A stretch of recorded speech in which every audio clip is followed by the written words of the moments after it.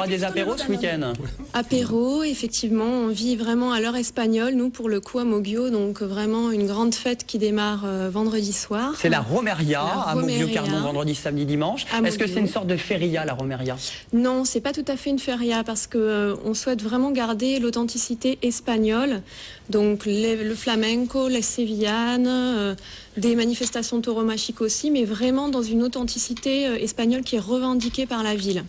Voilà, donc il ne s'agit pas de bodega, pas tout à fait d'une feria, c'est vraiment la Romeria, c'est un événement à part. Je dis ça parce qu'il y a eu la feria de Nîmes la semaine dernière, oui, qui est un gros événement. Ouais, Vous êtes déjà allés, les amis? Oui, et moi je suis à Arles en ce moment, mais voilà, je connais ces férias-là. C'est plus de mon âge. Non, bon. Mais c'est bien, mais c'est plus de mon âge. C'est mouvementé pour moi. Bon, en tout cas, des animations. Mais la Romeria, ça a l'air plus light.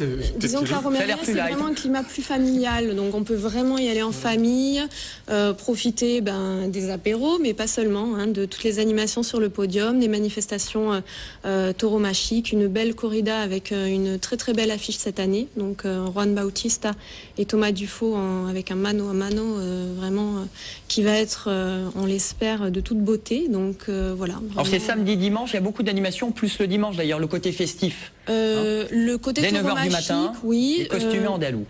Absolument. Donc le dimanche, effectivement, nous avons une procession. Donc les personnes se costument de manière, en costume andalou. Et donc elles se rendent jusqu'à l'église où là, il y a une magnifique messe rosière avec un coro, donc un chœur espagnol qui va animer et célébrer avec le prêtre l'office. Défilé jusqu'à l'église et bénédiction des chevaux, c'est ça? Et bénédiction des chevaux et de la Vierge. C'est comme la Semana Santa avec la Vierge qu'on porte, c'est ça avec les... C'est ça. Ah oui, ils se rendent jusqu'à l'église. Il y a vraiment une ferveur et en même temps, on accueille tous les non-croyants. Hein. C'est pas nécessairement c'est une manifestation culturelle. Voilà, c'est pas seulement réservé aux pratiquants. Voilà. Et puis la corrida l'après-midi à 17h30. Avec Juan Bautista quand même, hein, qui sera là tout à fait. dans les arènes de Moggio. Il y a un spectacle équestre gratuit à 11h. Voilà. C'est dimanche?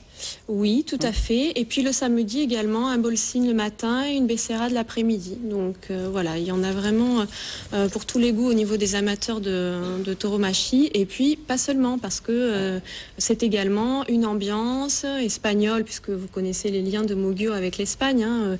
Dans les années 30, 30% de la population melgorienne était espagnole et on entend toujours parler espagnol dans les rues. Donc c'est vraiment une manifestation qui tient très à cœur aux Melgoriens. Et du coup, ambiance espagnole tout le week-end. Voilà. Alors à ce week-end, à la Romeria pour cette nouvelle édition plaisir, avec TV Sud. Merci beaucoup Sonia Laurence. Merci. Vive les bouquins, vive le livre et vive la comédie du livre. Ça fait 25 ans que ça dure et c'est ce week-end et ça commence déjà demain jeudi. Vive la pétanque et les boules, Marco. Merci beaucoup d'être venu avec ce champion du monde à Castelnau en ce moment. Vous pouvez venir assister aussi aux entraînements. Il y a l'équipe malgache qui est là et Jean-Luc qui est là. Merci beaucoup. Hein, Atmen Kelif, merci. À bientôt. J'espère revenir quand le film sera fait. Exactement. Vous reviendrez sur ce plateau. Hein. Accompagné, j'espère, voilà. Accompagné, c'est-à-dire des acteurs qui ont... Ah voilà, c'est ça. J'espère. Non, mais tout va bien. On se retrouve dans une poignée de secondes. Merci à tous. Vincent, vous restez avec nous. Après la pub, à tout de suite sur TV Sud.